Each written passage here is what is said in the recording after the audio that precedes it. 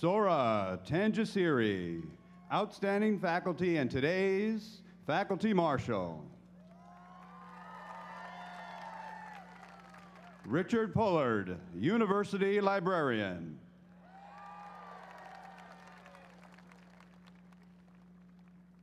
Harry Norman, Associate Vice President, International Programs and Dean, University Extended Education. Joseph Arnold, Dean, College of the Arts.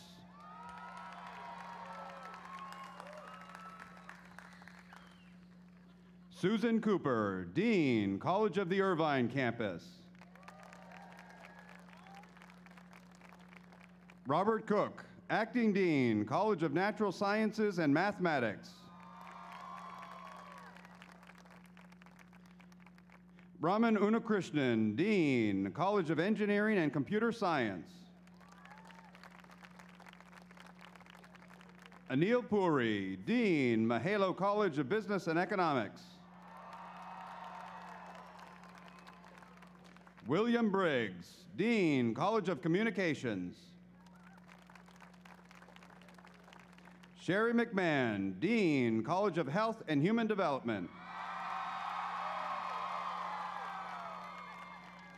Angela Della Volpe, Dean, College of Humanities and Social Sciences.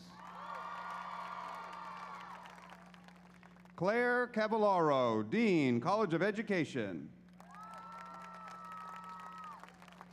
Leah Jarnigan, Associate Vice President, Student Affairs and Dean of Students. Julie Espy, President, Alumni Association. Berenicia Johnson-Eanes, Vice President for Student Affairs. Jack Bedell, 2012-13 Academic Senate Chair. Jose Luis Cruz, Provost and Vice President for Academic Affairs.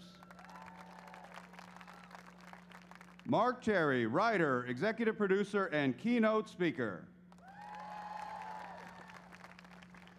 Mildred Garcia, President.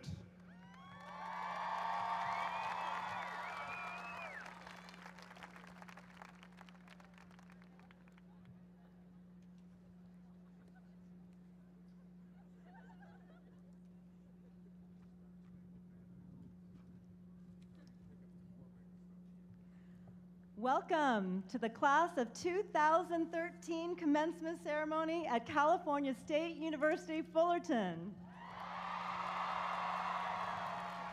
I am Dr. Sora Tanjasiri, Professor of Health Science, and today I'm serving as the University Faculty Marshal. Please stand as the Cal State Fullerton ROTC Honor Guard proceeds with the presentation of colors. Ms. Chelsea Lyons will lead us in the singing of the national anthem, accompanied by the California State University Fullerton Wind Orchestra led by Mitch Fennell.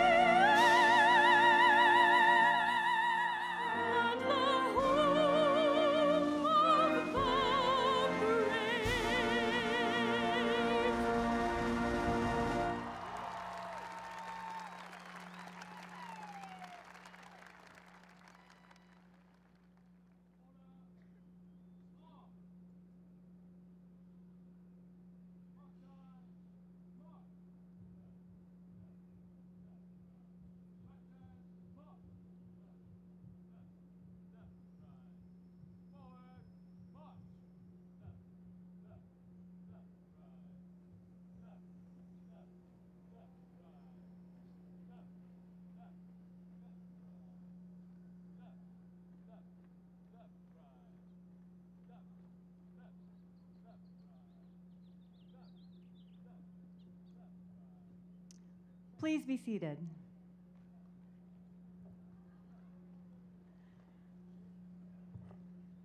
The 2013 commencement ceremony of California State University Fullerton has begun. There are many special guests in the audience today, and we extend our heartiest welcome to each and every one of you. On behalf of the university community and the class of 2013, we thank you for joining us to celebrate these students and their accomplishments. Each student will receive a certificate of recognition for participation at their college graduation ceremony, where their individual name will be called. Their certificate is signed by the dean of their respective college and the president of the university. At this time, I would like to invite to the podium the president of California State University Fullerton, Dr. Mildred Garcia. Thank you, Dr. Tanjasiri. It is an honor to recognize you as the Outstanding Professor of the Year and to your role as the Faculty Marshal. Congratulations on receiving this well-deserved award. Dr. Tanjasiri's colleagues recognize her outstanding achievements and dedication to her students and research. Her students consistently rate her as among the best teachers in her college, and her supervisors greatly value her commitment to student success through her mentorship and guidance. Since joining the faculty in 2003, Dr. Tanjasiri has focused on the community health needs of diverse populations, particularly Asian Americans and Pacific Islanders, and garnered more than $15 million in grants to fund research focused on reducing cancer health disparities in underrepresented communities. Her research has been widely published in peer-reviewed journals, and she has presented at conferences nationwide. Dr. Tanjasiri is a professor of health science, the internship coordinator of the Master of Public Health program, and director of the university's Health Promotion Research Institute. Please join me in thanking and congratulating Dr. Sora Park Tanjasiri. And now, it is my honor and pleasure to welcome you to the university's most important annual event and my favorite day of the year, the 2013 graduation. Students, you made it. It's time to recognize you and celebrate you. Class of 2013, this is a special day for me too, for this is my first graduation as your president at Cal State Fullerton. And you know what they say, you always remember your first. A very good mentor shared with me that president's remarks at graduation should be short, and I will do my best to be brief, because this morning you are in for a real treat with our commencement speaker, Mr. Marc Cherry. Graduates, we are so proud of you. We know that you have worked real hard to get here. You worked hard when it wasn't easy to work hard. You had 100 things to do. You were sick or tired of it all, had family responsibilities, job responsibilities, but you did outstanding work when you had so many other things occupying your time. In addition to celebrating your hard work, we know that many of you had support of family and friends. Please join me in thanking everyone who helped you and your family and friends.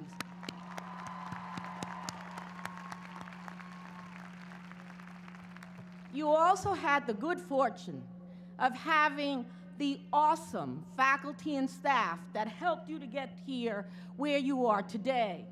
I deeply appreciate the inspired and dedicated work, and Commencement is a testament to their commitment to your success.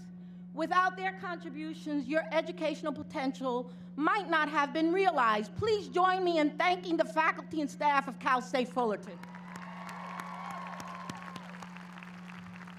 And now, I promised I'd make it short. I leave you with 3 things only. 3 things. continue learning. This degree will open up doors for you, and you will be in a world changing that world forever. Continue learning and do it with passion. Number 2, give back. We know that within your chosen professions, you will do wonderful things. Please reach out and help others. If every one of us just grabbed one student, one person, and took their hand and walked them up to become where you are today, a degree from Cal State Fullerton, what a wonderful world this would be. So give back. And number 3, remember your alma mater, Cal State Fullerton. Today you become alumni, our ambassadors to the world. Come back, tell us all the great things you are doing, and help us become the premier comprehensive public university in the nation. Tell us about your accomplishments. And finally, continue to do your very best. Go out, make us proud, and make a difference in the world. Congratulations.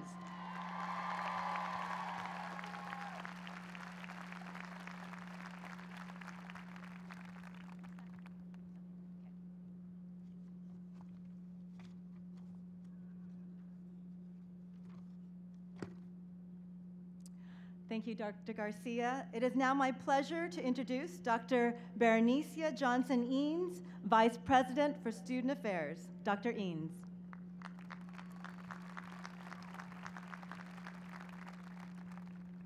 Hello, and congratulations. It is my great pleasure to wish you well, to tell you that we have enjoyed you, and I hope you've enjoyed each other. We want you to continue to always know that in the Titan family, you savor education, and you look back, you reach back, and you take care of each other. Today, enjoy this experience. Don't let anything distract you from this moment because you earned it. All of your hard work is paying off. I want you to say thank you to each other and to those people who helped you along the way. And remember that we believe in you now, today, and always. Go Titans.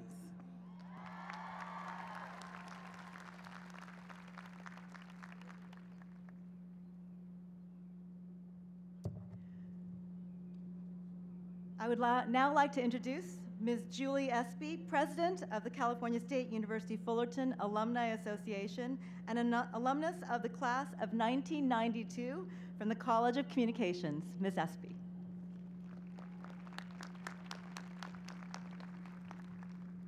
Good morning. On behalf of the alumni of the California State University of Fullerton, I offer a warm Titan greeting this morning to our class of 2013 graduates. My name is Julie Espy, class of 1992, and it's my privilege to serve you as president of the Cal State Fullerton Alumni Association. And like you, I once sat at my graduation ceremony without any clue what the Alumni Association did. So what is it that we do? Well, we promote you. The association staff and board of directors serve more than 215,000 degree-holding alumni. We promote the achievements of our students, faculty, and alumni. We offer quality programming and services to help you socially and professionally network beyond graduation, and we offer continued learning opportunities to keep you informed and connected. Some of you know who we are because 1 in 4 of you signed up to join our membership program at GradFest. That's an amazing demonstration of Titan pride, and we thank you. We're excited to have you join the ranks of alumni, and we will continue to be here for you. Actually, the Alumni Association has been with you since you started your Cal State Fullerton experience through participation in student life programs such as orientation, welcome week, all-night study. We uphold traditions like homecoming, provide money for student scholarships, and partner with the schools for your development. Graduation is not the end of your relationship with Cal State Fullerton. You may feel that you need a break. You may be sick of books, studying, finals, and yes, you've worked hard to be sitting here today. Celebrate and enjoy your success. This is a big deal. You are a big deal. Some of you are starting careers, changing careers, taking next steps in relationships, or getting some precious time back to be with your families. But don't stay away too long. As they say, pay it forward. Continue to contribute to this great campus and ensure that it's great for the next graduating class and the next and the next. Cal State Fullerton has been here for you and will be here for you as recent graduates and 50 years from now. As a former college instructor, I have one last assignment for each of you. Show your Titan pride. Be our ambassadors, spokespersons, and advocates. Make a donation, volunteer in a program or activity, serve as a mentor, attend a sporting event, or support the arts. It all counts. Make no mistake, your investment in Cal State Fullerton is invaluable and ensures that we continue to advance as a great academic institution. CSUF has shaped who you are today. Amazing faculty have guided your professional paths and challenged your ways of thinking. You've made lifelong friends, and you've learned to push yourself to become a better you. We are proud of you, and we congratulate you on this special day.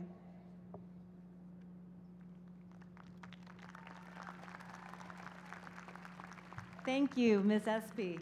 At this time, I would like to introduce Dr. Jack Bedell, Professor of Sociology and Chair of the Academic Senate, who will give greetings on behalf of the faculty.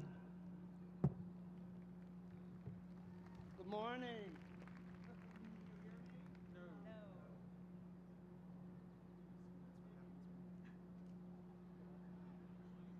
Are we on? Yes.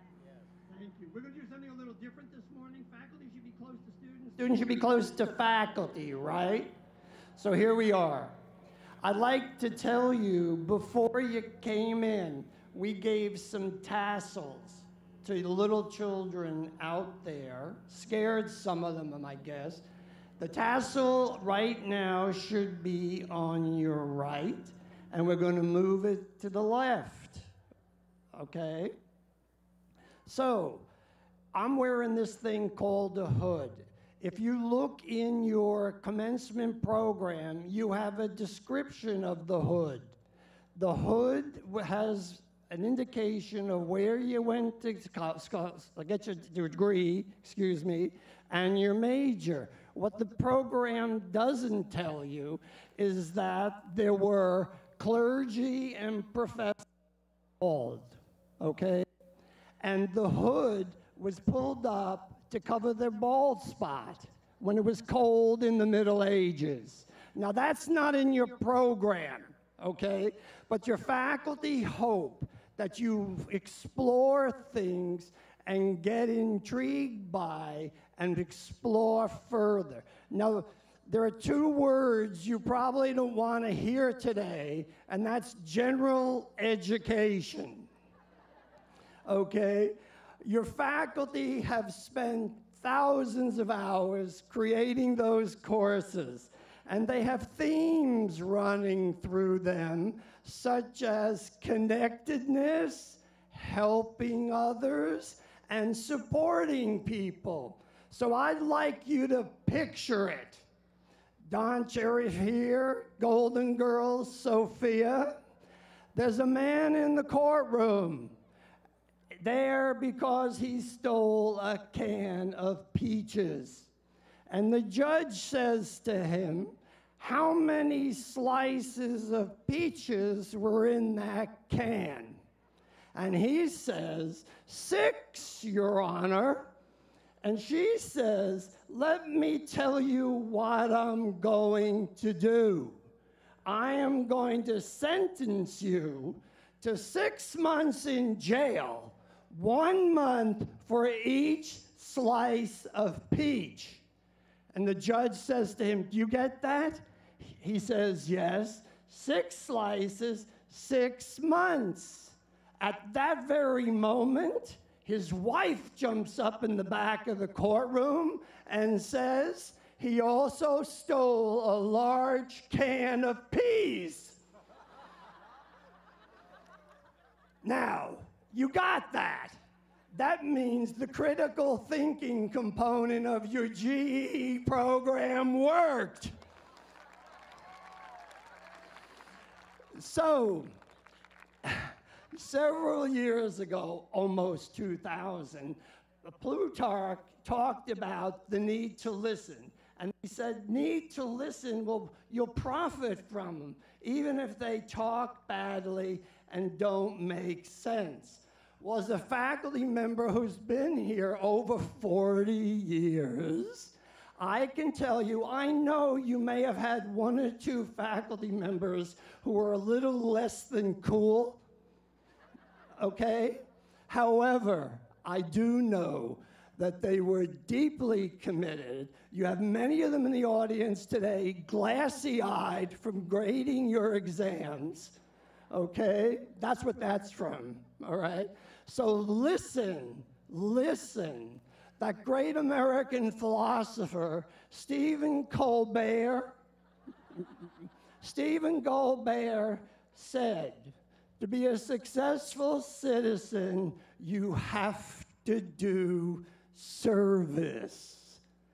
And for Stephen Colbert, service was making love visible. Think about that. There are people back here today, thousands and thousands of people who helped you get here. Thank them. Tell them that you love them.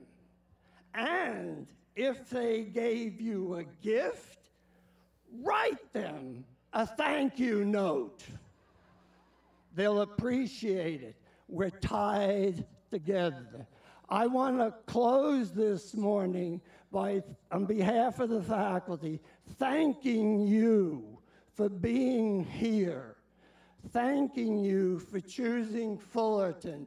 We know that you could have gone many other places, but you chose us. And we hope through your general education program, you learned that if you have a friend who's bringing you down, don't let them. Identify with stars who can take you up. Learn from them. They'll make you better. You'll be better. And you'll be a mentor. You'll be a mentor for these people who now they have a memory. Okay, so thank you, bless all of you, and I want to close with Mark Twain. Mark Twain said, dance like there's nobody watching. Fall in love as if you've never been hurt. Work as if you didn't need the money. And finally, live on earth as if it were heaven. Bless you. Thank you.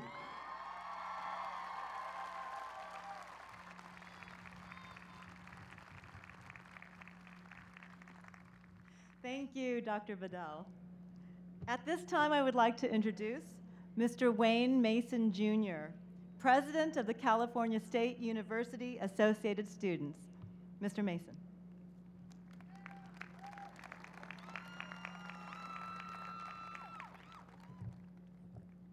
Hello.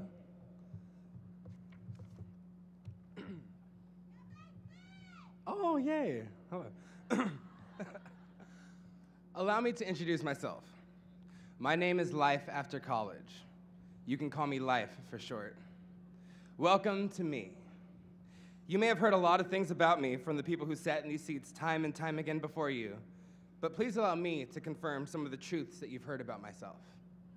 Number one, life after college is scary. Fact. I can be pretty scary before you spend some time with me. But once you accept me and realize that I'm gonna happen regardless of what you say or do, I become a lot easier to get along with. Sure, I may throw some struggles your way, but I'll also throw some benefits. Take it from me. Perseverance and a positive outlook will take you very far in life. Number two, life is beautiful. Fact. Number three, life goes on. Fact. Life does go on, but only because you go on. I, life, exist in all of my beauty and all of my faults because of the people that create me. Life. When we fall, we choose to pick ourselves up or lie down. When we make mistakes, we either grow from them or we forget about them. Life does go on, but life is not something that happens to you.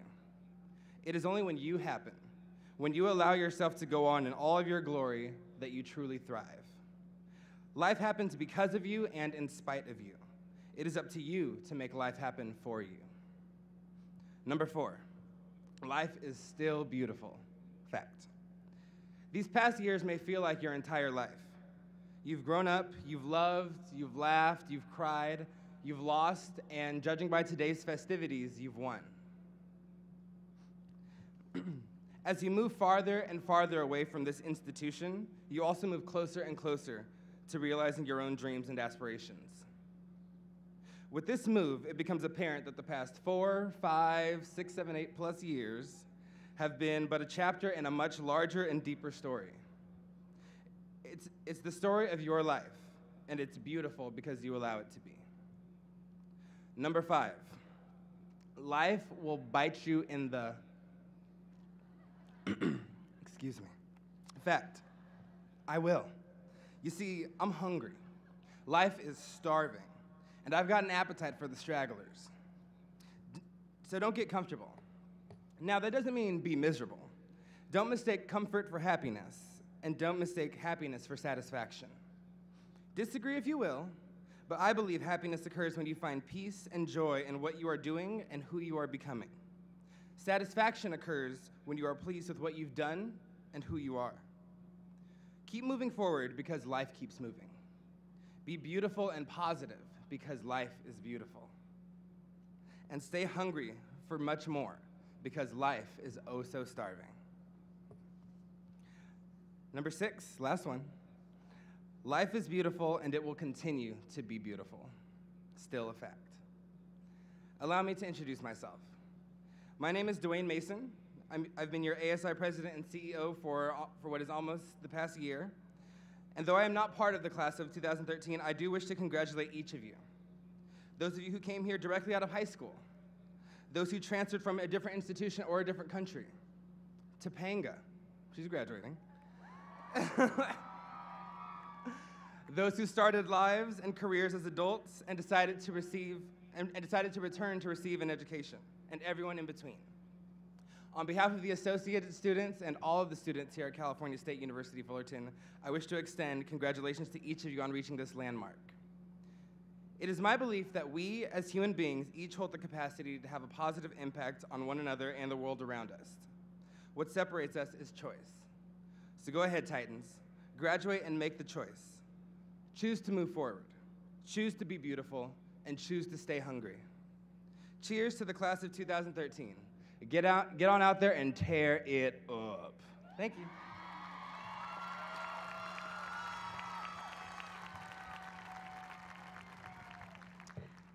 It is now my pleasure to invite President Garcia back to the lectern to introduce our keynote commencement speaker. President Garcia. Thank you. It is now my distinct honor and pleasure to introduce Mr. Marc Cherry, who majored in theater at Cal State Fullerton and a proud Titan. Marc was clearly destined to be a success. He graduated from Cal State Fullerton and moved on to Hollywood. Marc began as a personal assistant to Dixie Carter on the set of Designing Women, and quickly went on to become a successful writer. His writing and producing credits involved the beloved television classic, The Golden Girls, and its sequel, The Golden Palace. He was writer and executive producer on numerous television comedies and got another big break in 2004 when his original Desperate Housewives script went into production. It was immediately a groundbreaking success and quickly developed a devoted worldwide fan base, which included your president. Marc was creator and executive producer of Desperate Housewives for 8 successful seasons, and to date has won 7 Emmys, 3 Golden Globes, more than 30 other awards, and 110 nominations. He is currently filming his new series, Devious Maids. We could not be more thrilled that he has taken time from his very hectic schedule to join us today. Class of 2013, ladies and gentlemen, you are in for a real treat.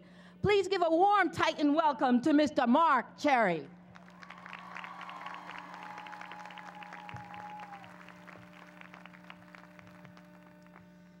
Well, it's true. Many years ago, I was a student here studying acting for 5 years. I left this university and I went to Hollywood, and I never got a single job as an actor. I'm here today because I want my tuition back.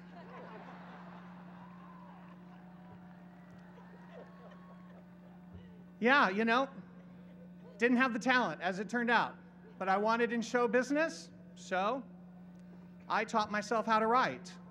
I got a bunch of old TV scripts and just figured it out. And it took me about a year and 4 months, and I got my first TV show. It was called Homeroom. It was about inner city school children, so who better to write for them?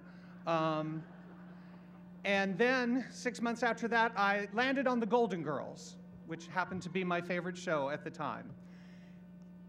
It was about 5 seconds after I got that job that Cal State Fullerton started inviting me back to speak to students and introducing me as a distinguished alumni.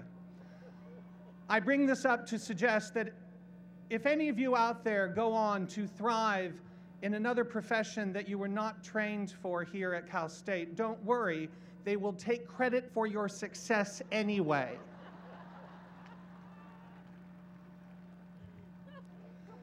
This is my second time coming to a graduation here at Cal State Fullerton.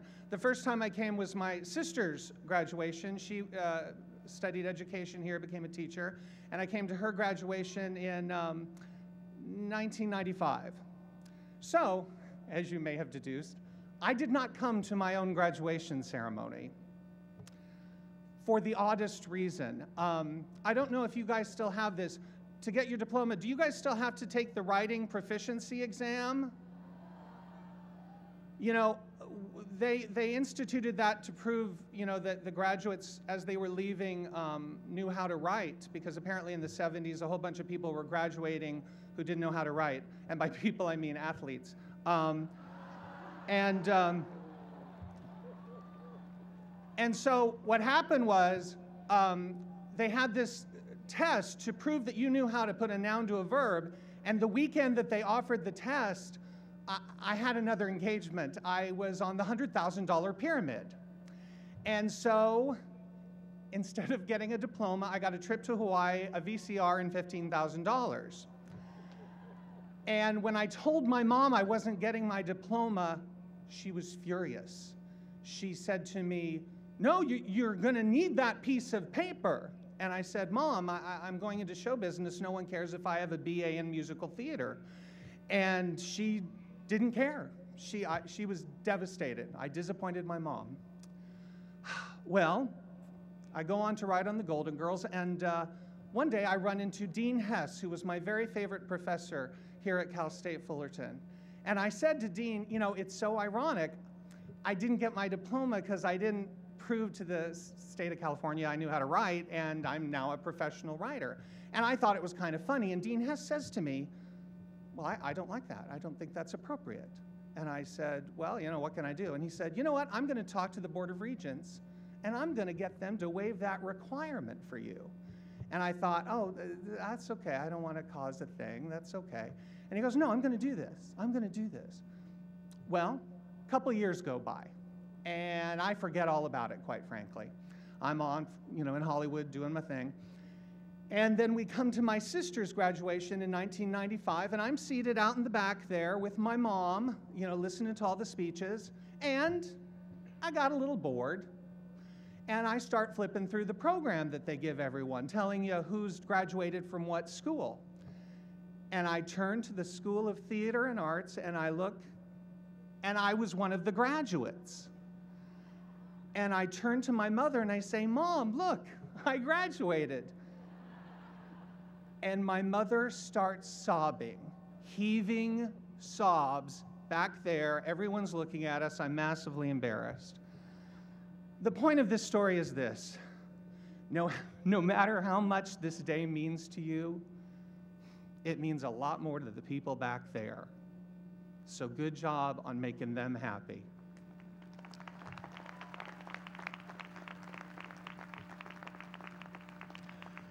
So, okay, so they asked me to speak. They asked me to talk to you bunch of fresh-faced cherubs and tell you something, I don't know, I guess I'm supposed to say something uplifting, something inspiring, something that will comfort you about this big bad world that you're about to enter. And I've thought a lot about this. Gosh, and all right, so here's what I have to say that is inspiring and uplifting and comforting.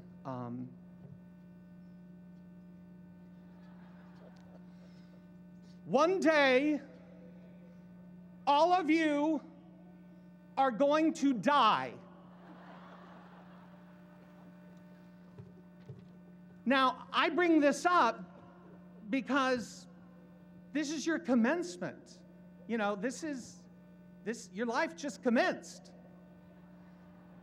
This is the day that you become adults, you take responsibility for yourself, and, you know, you start that rat race, you know? This is the day we say, on your mark, get set, go, and you go. Your journey, and this is the thing you always have to say to young people because they're dumb, you don't know how quick the next 30 years are going to go. You have no idea. And I'm looking at you and I can't impress upon you that your youth is merely on loan to you. Time is a thief, and it will take what you take for granted. I think it's important to play hard during the summer of your life, but I also think that you must prepare for winter because it is coming. You know, as we get older, certain doors start closing for us, and you may think, well, one day I'll do that, and then you look up from your life and you see, gosh, it's too late, and then you have regrets. So I implore all of you, if you have a dream, go after it now, because tomorrow it may be too late. And while we are on the topic of dreams, let me give you another inspiring, uplifting observation on your upcoming journey. One day, all of you are going to fail. I'm not kidding. Each and every one of you is going to fall flat on your face. You are going to be humiliated. It is going to be painful. You'll probably fail more than once. You know what we call these failures? Experience. And that is a very valuable thing to have. Failure is how we learn. To tell a personal story, in 1995, I created this horrible TV series about flight attendants called The Crew. It sucked. The critics dubbed it the worst new show of the season, and I remember reading these reviews and just being absolutely devastated. But it was that experience that also led me to rethink about how I was creating television. I realized that I needed to dig deeper. I needed to have something to say. I needed to show people something about themselves that other writers weren't showing them. So I began to look for something to talk about. A couple of years later, I was at my mom's house in Brea, and we were watching coverage of the Andrea Yates trial. For those of you who don't remember, she was the mother in Texas who drowned all of her children in a bathtub. And I remember being absolutely horrified by this. And I turned to my mother and I said, gosh, can you imagine a woman being so desperate that she would hurt her own children? And my mom turned to me and she said, I've been there. Well, I was stunned. And for the first time in my life, my mother started telling me stories about how alone and desperate she had been when she was raising my sisters and I on our grandparents' farm all by herself, and my dad was away getting his degree from the University of Oklahoma. You know, I was shocked because I had always thought of my mother as the perfect wife and mother, a woman who aspired to nothing more than taking care of her family, and to discover that she had moments of desperation and depression was startling to me. And it occurred to me, if my mom had moments like this, then every wife and mother must have had them. And that is how the idea for Desperate Housewives was born. But it was my failure with The Crew, that first TV show, that helped me recognize a great idea when I finally found one. Yes, all of you will fail, but I sincerely hope you never have a failure you don't learn from. Here is my final piece of advice to you today. You can find it in the Bible, and I guarantee there will be people in the audience who agree with this.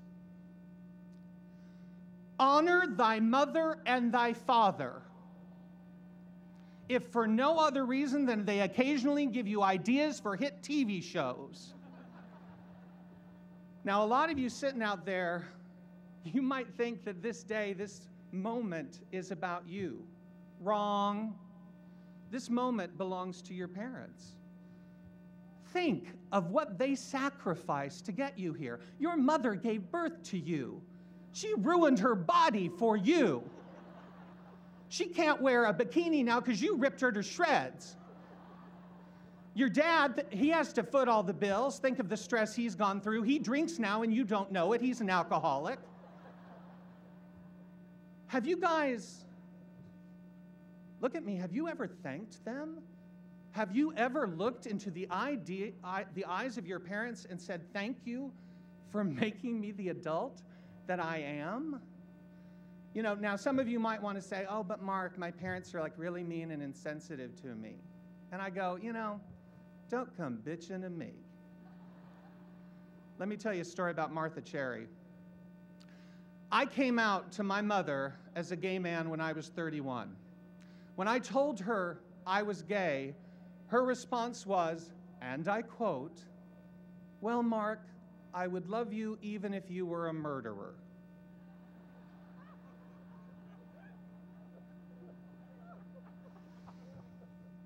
Not the comparison I was hoping for. But here's the important part, the very important part. A few years after that, after I had disappointed her greatly, I was going through the worst point in my career. And by that, I mean I couldn't get a job to save my life. In fact, I went 3 years without getting an interview for a job, let alone a job. So for all my success, there was some dark times there. I was going broke. I had to sell my house. I was selling furniture. And it looked like I was going to have to stop being a writer. You know, I had written this script about Desperate Housewives, you know, from my mom's idea, but no one wanted to buy it. 5 different networks turned my script down. And I was myself desperate. The only thing that kept me afloat during this time was my mom. And I never once asked her for a loan, but she would just show up unannounced at my home and hand me checks. And I would protest, and she would say, no, Mark, this is what family is for. And I was massively embarrassed because at that point I was 40 years old. But she would insist, and she kept me going. And then one day, my script sold. After Desperate Housewives became a huge hit, I wrote my mom a check for all the money that she had lent me. And over a 3-year period, that was $100,000. And I wrote her this check, and I handed her the check, and I got a little cocky, and I said, well, aren't you lucky? I figured out how to get myself out of trouble. And my mother looked at me, and she said, I'm not lucky. I knew what horse I was betting on. You know, there may be a way to be successful in this world without parents who believe in you. I am happy to say I never needed to find that out. As all of you leave here today and go out into this world, just know one thing. Your parents are the only people on this planet who will ever put your needs ahead of theirs. And for that alone, you must honor them. Please, each and every one of you, try to be a horse that is worth betting on. As a side note, just for what it's worth, last June I bought my mom a house. It was the happiest purchase I have ever made. It filled me with an immense sense of joy. And I know that there are a lot of people back there hoping you someday get to experience that same sense of joy. And for what it is worth, from the moment I bought her that house, she has never once complained that I am gay. So, these are some of the thoughts that I wanted to share with the class of 2013. You're gonna die, you're gonna fail, be nice to your folks. Write this down. So I wish you all the best. Sincerely, I hope you all have as much fun on your journey as I have had on mine. So now, I leave you with, on your mark, get set, go. Thank you.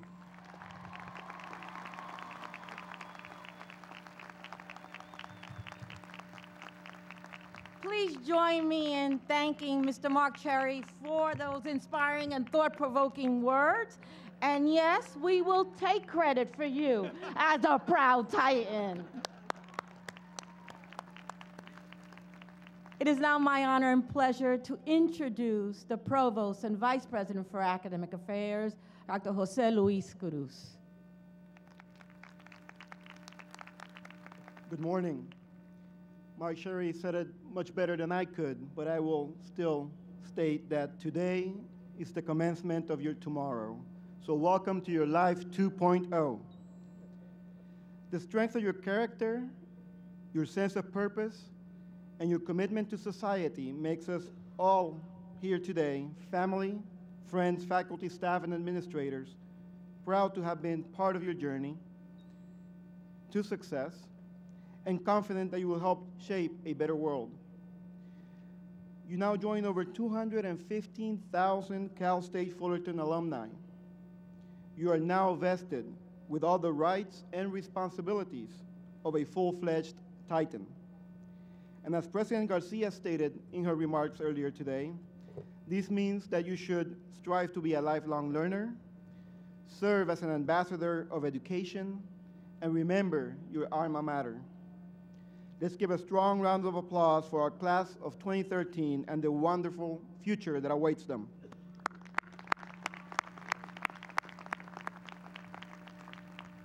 It is now time to recognize those graduates that have earned their bachelor's degrees with honors. Outstanding scholastic achievements at the baccalaureate level are recognized upon completion of degree requirements by the awarding of honors, the eligibility of which is explained in your program. In recognition of their scholastic excellence, all honors students are given a medallion with the seal of California State University Fullerton imprinted on it, and the level of honors achieved is engraved on the reverse side. Although their names are annotated in the commencement program, I would like to recognize each group of honors students. Please hold your applause until all honors students have been recognized. Students graduating summa cum laude, wearing their medallions with blue ribbons, please stand and remain standing.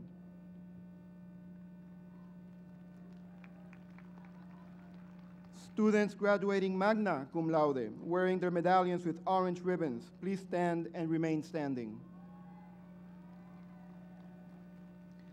Students graduating cum laude, wearing their medallions with white ribbons, please stand.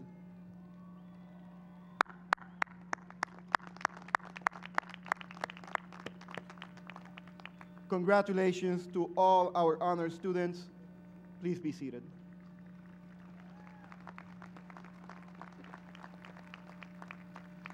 So now is the time for which you have all been waiting for. Will all master's graduates and candidates please stand?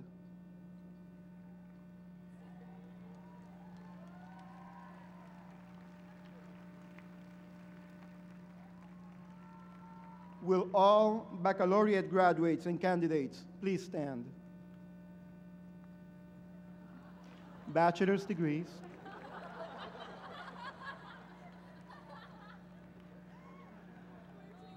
President Garcia, on behalf of the faculty of California State University Fullerton, I am pleased and honored to present to you the graduates and candidates of the class of 2013 for the conferring of their degrees. Thank you, Dr. Cruz. Master's graduates and candidates, baccalaureate graduates and candidates, it is with great privilege and honor, before valued family and friends, and upon the recommendation of the administration and teaching faculty of California State University Fullerton, and by the authority vested in me as president of the university by the Cal State University Board of Trustees, to confer upon all of you completing requirements the degrees for which your name is listed in our commencement program, together with the rights, privileges, opportunities, and responsibilities to our society attached thereto. Your diplomas will stand as testimony to your possession of these degrees. As a symbol of conferral of your degree, now, baccalaureate candidates, move that tassel from the right side of your caps to the left. Congratulations, class of 2013. Felicidades. Go out and celebrate.